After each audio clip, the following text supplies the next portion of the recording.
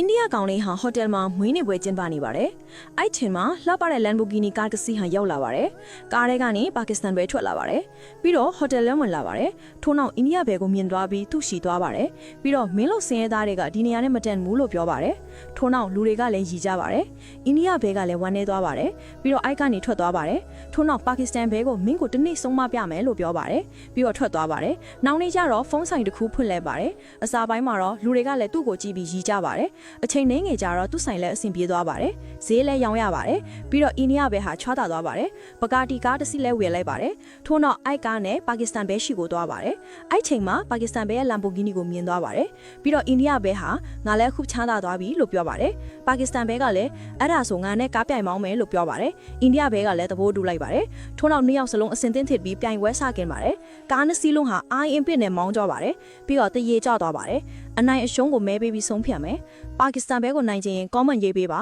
။ အိန္ဒိယဘဲကိုနိုင်ချင်ရင်တော့ like and follow လုပ်ပေးပါ။